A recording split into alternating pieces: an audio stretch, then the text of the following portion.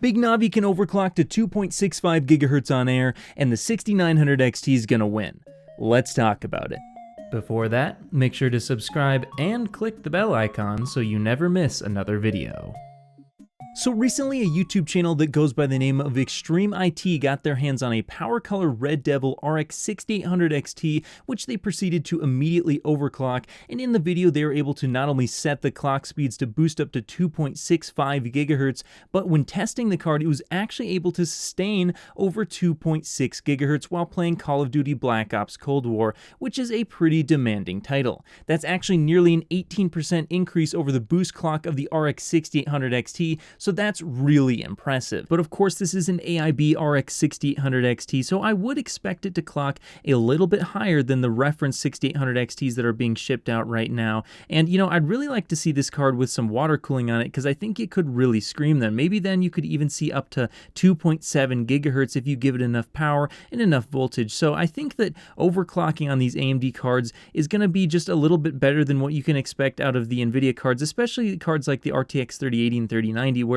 you really just can't get a whole lot more performance out of them. It seems like maybe 3 to 5% performance max is maybe all you can get out of them, whereas the 6800, 6800 XT, and even the 6900 XT should all be getting pretty good overclocks considering that they're drawing quite a bit less power than their competitors, and the TSMC 7nm node is just quite a bit better. And that brings me to the RX 6900 XT, which at this point I think we can extrapolate its performance based on all of the information we know not only about the specs, but also the performance of the RX 6800 XT. So if we take a look at the numbers over at Hardware Unboxed, which by the way there will be links to all my sources in the description below, and on top of that let's try and go for 2,000 to 3,000 likes on this video. That really helps me when you hit that like button. But in any case, Hardware Unboxed says that apparently the RX 6800 XT is around 3% faster than the RTX 3080 on average at 1440p across all the various games they tested. Now of course at 4K it's just a little bit slower, but I'm going to go ahead and focus on that 1440p number since that's what the majority of enthusiast gamers will be targeting as their resolution, and it's also my resolution. So if we go ahead and we take that performance as a baseline for the 6800 XT,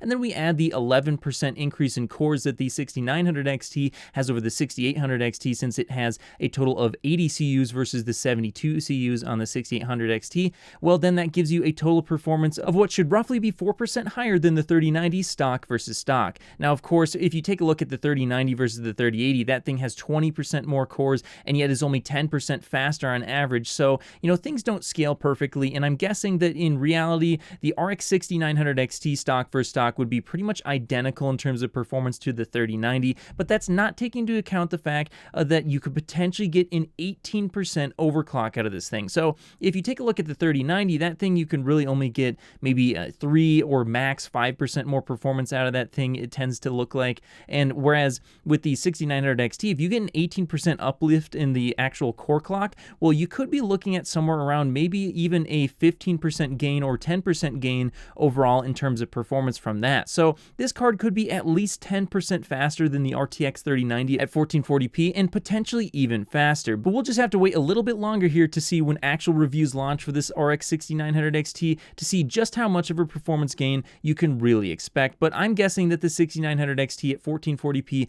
will be the better graphics card, at least if you're not including ray tracing performance in DLSS, as obviously NVIDIA does seem to have better ray tracing performance, and you know, right now AMD just doesn't have a DLSS competitor. Now I know they've been talking about their super resolution alternative, but I'm not entirely sure when they're going to have that out. And it seems like AMD themselves don't entirely know. I mean, it could be, you know, 3 months, 6 months, or even over a year. We just don't quite know yet. But you know, overall I think that the 6900 XT would be a much better purchase when compared to the RTX 3090, at least when you're talking about $1,000+ graphics cards. Now me personally, I would never spend, you know, $1,000+ on a GPU, but if you are looking in that price range, you know, obviously to save $500 and get potentially more performance in the vast majority of games, well, that's a pretty big, you know, improvement. But I gotta say, you know, if you are looking to use a GPU as a semi-professional device, the RTX 3090 might be the better device for you, because although it's not actually a professional type of card, it's not a Titan, it doesn't have professional drivers,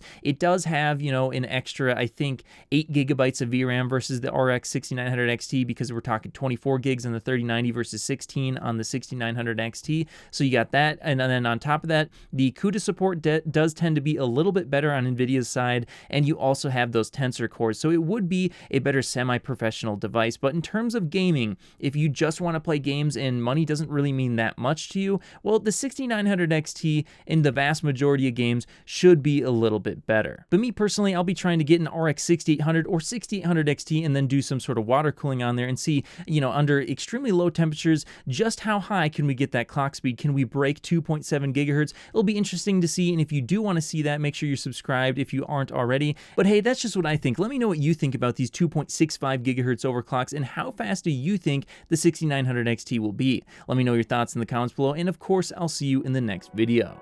If you made it to the end of the video, be sure to drop a like.